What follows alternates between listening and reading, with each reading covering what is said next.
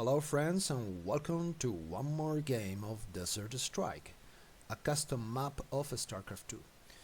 For those who don't know this game, Starcraft 2 is the most known RTS, that is, real-time strategy game in the world. It is the pinnacle of this kind of games.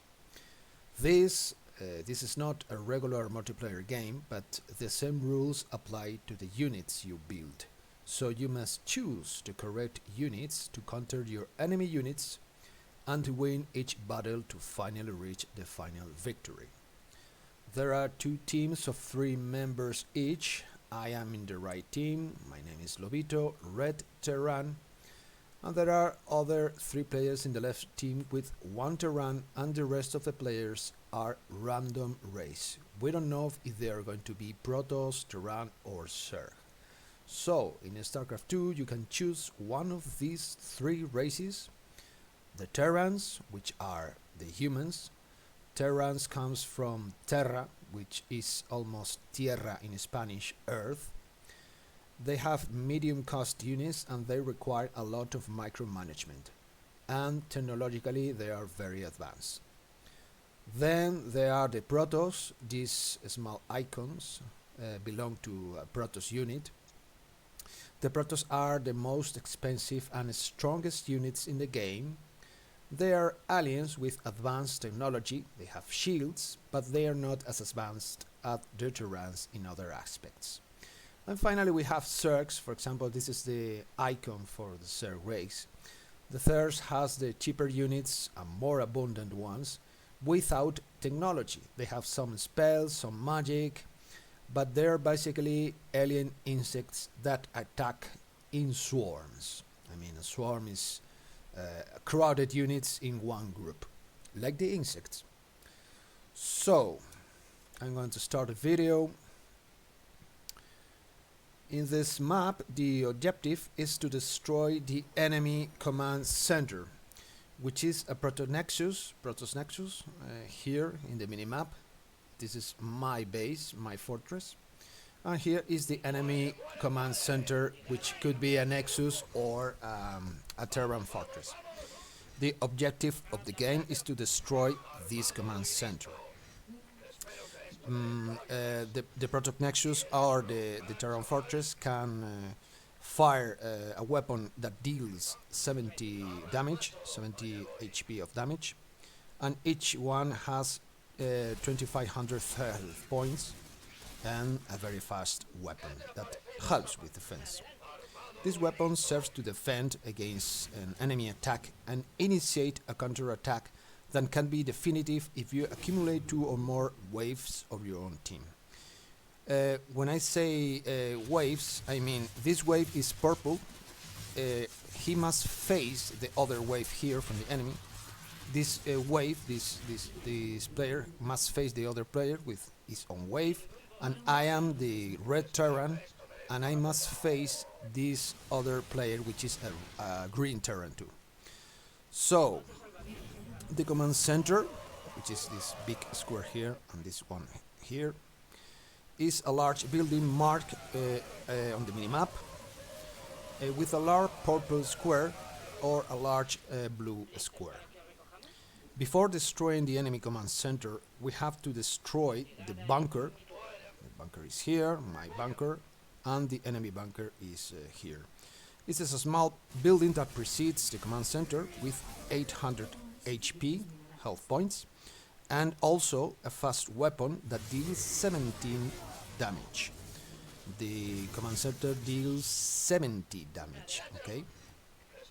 Like 4 times. Like the fortress, the bunker allows my team to defend a position against enemy units which are focusing on destroying it, while my allied units destroy the enemy units. It is possible that before being destroyed, the enemy units manage to destroy the bunker, obtaining a reward of 250 minerals.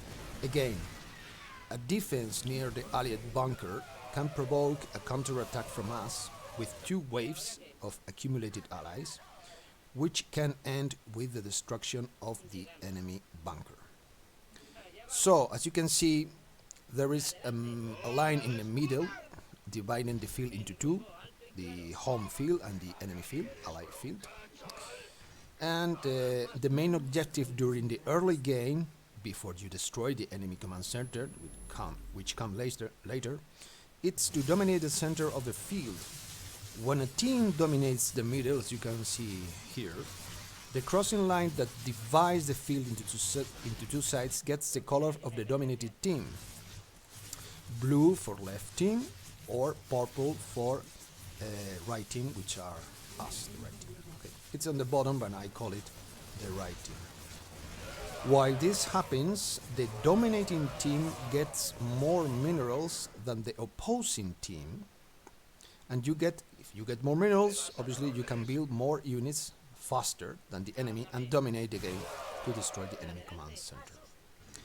In this case, I started with a regular line of Marines to confront the enemy, the other Terran, but he went straight for Tier 2 units.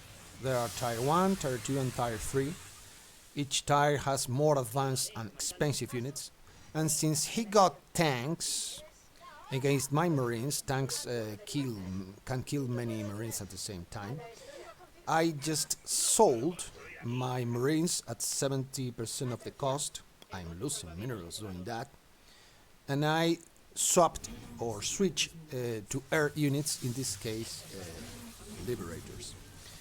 I'm going to talk about the tank. You can see here upwards tanks. These are the tanks, okay? It is the unit with by far the longest ground range of all races, between Terran, Protoss and Zerg. The tank takes a few seconds to anchor to the ground and it goes in siege mode, being vulnerable as it cannot shoot. But once it is anchored and protected by other units with a higher rate of fire, it becomes a formidable weapon with air damage or splash damage. For example, its shot while in siege mode, the cannon, affects several crowded units in the same spot. Several Marines, several Hydras. Can affect up to 4 or 5 units. If my green Terran opponent accumulates many tanks behind him in siege mode, they survive round after round, and it can become a problem in the long run, since there is no way to beat him from the ground. If I make more Marines with 55 HP of health points, they are very vulnerable to tank air damage, with 40 damage from a tank against light. I mean, Marines are light armored, but tanks can do 70 damage against armored units at level 0. If you upgrade the tank's weapon to level 3, it will do 52 damage against light units and 85 damage against armored units. Armored units are the tanks themselves, and those units here, the roaches, we call them cucarachas in Spanish, roaches. In the case we used to call them cucas instead of cucarachas, but they're roaches. Well, we keep on going. So,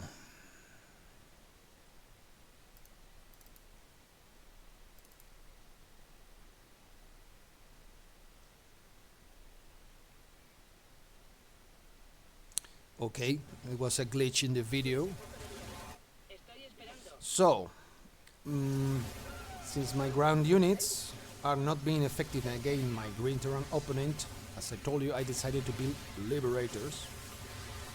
Something that my opponent, my green opponent, never expects, since he has prepared for my original units, the Marines. So I sacrifice 30% of the minerals the minerals I used to buy those Marines, and then I upgrade to Tier 2 and build Liberators. These Liberators have 2 attack modes: Fighter mode, air to air, and Defender mode or Siege mode, air to ground. As you can see, I have now 5 of these units only, and they survive wave after wave. I mean, while my allies are fighting, it's their own waves. I fight the green wave, and with the siege mode of the Liberators, a Concorde cannon deals 75 damage to the units at level 0.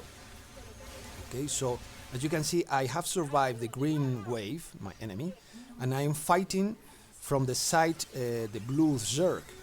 And why I put the units in this vertical line and not a traditional horizontal line? Because this way, if I go by the right side, I face the enemy, forcing him to divide his army into two.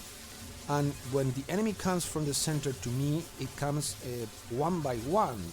So it is easier to kill him, like the strategy that Nelson followed in the Trafalgar battle.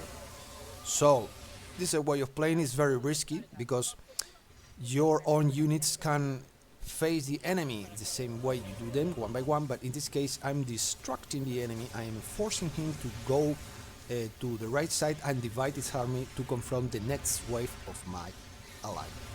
So, as I told you, these Liberators are formidable weapons against ground. In air-to-air fighter mode, it does area damage. These units are not very crowded, the Corruptors, air-to-air. But if they fired at crowded units in the same spot, they do splash damage as fighters. But this is great for Zerg Mutalisks or Phoenicics, which are weak against the Liberators. They tend to pile up in a small area.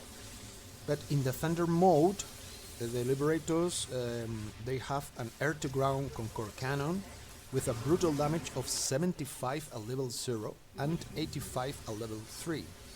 So at level 3, one Liberator with just one hit can kill an Hydra. This is a Hydra, Zerg Hydra. And as you can see, this Concorde cannon obliterates the enemy units, especially the armored ones, with half higher health points.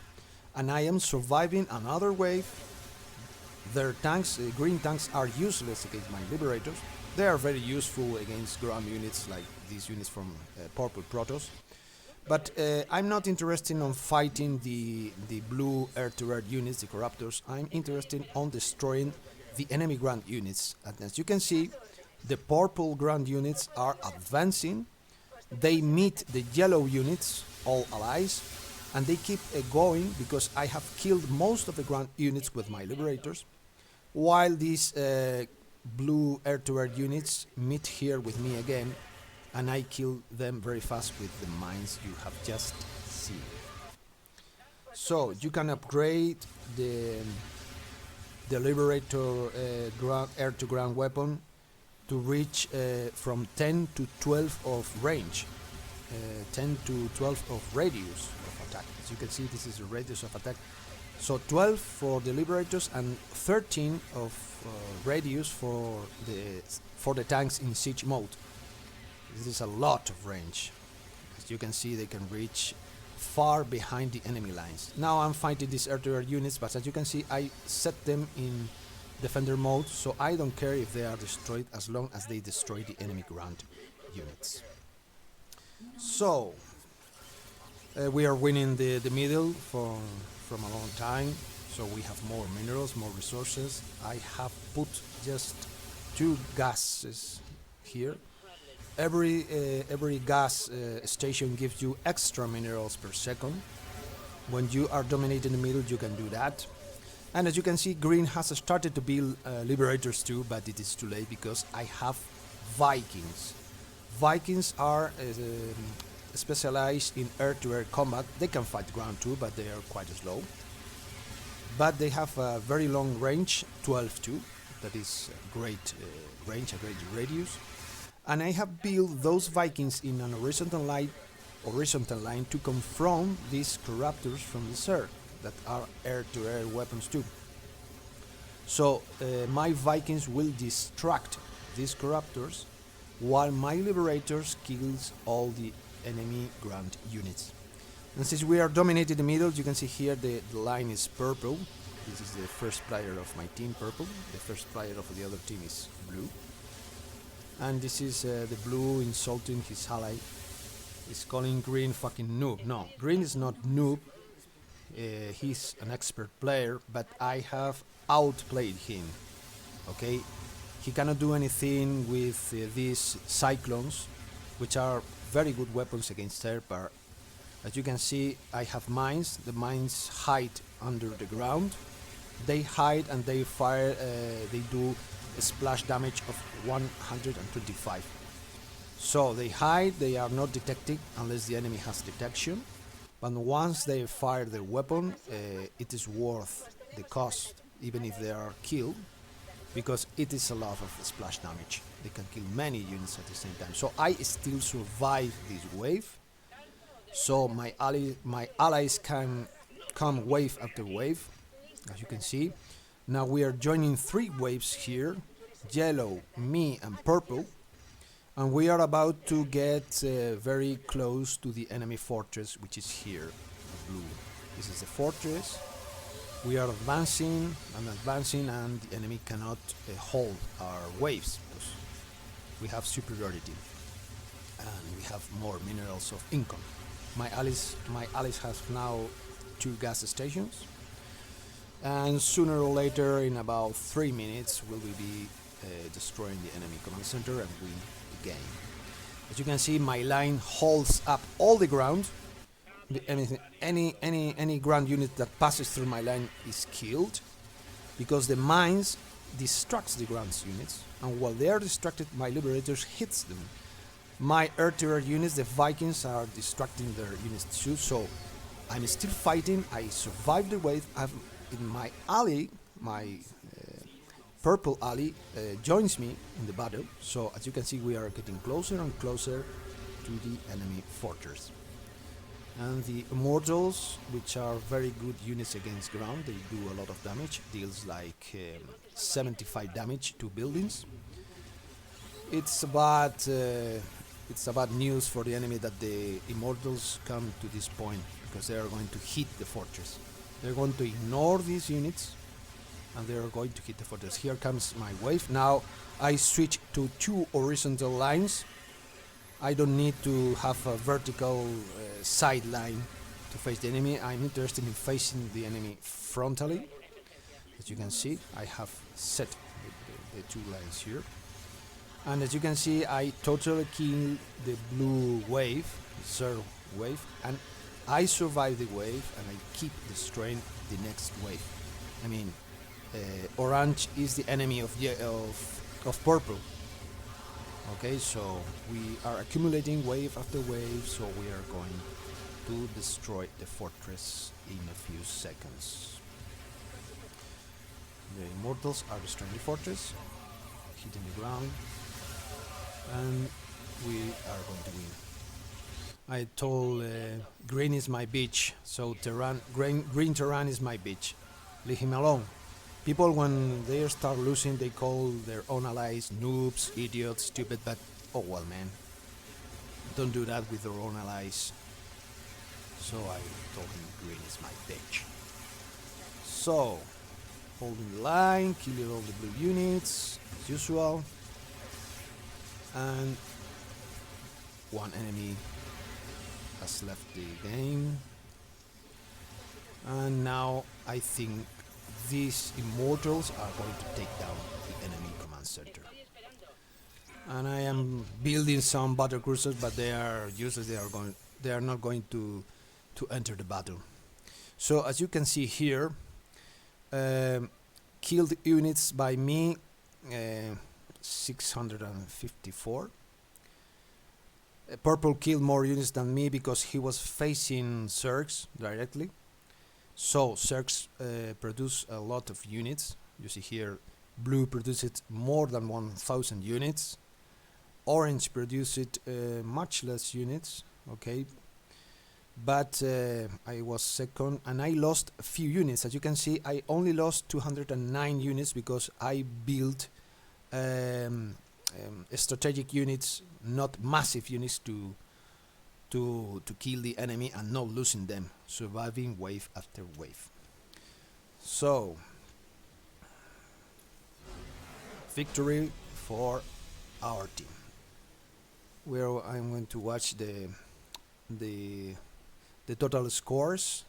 As you can see, collected minerals for the enemy team are lower than ours. We have way over 8,000, and they have under 8,000 minerals collected. Killed units, as I told you, I am the second one. The enemy has less units killed. Look at blue. Blue is a Zerg with only 218 units. That's my fault. And well, the kills, we have already seen that. Well, this is the value of the killed units. So I killed units for 64,000 minerals. I have the highest score in this, and I only lost 31,000 units. 31,000 minerals in my own units. So I killed the most minerals and I lost the less minerals in units. And this is it. This is the energy from the magic and damage dealt. As you can see, I am the first one, and purple is the second because the liberators deal a lot of damage to ground units. So thank you for watching, and see you in the next video.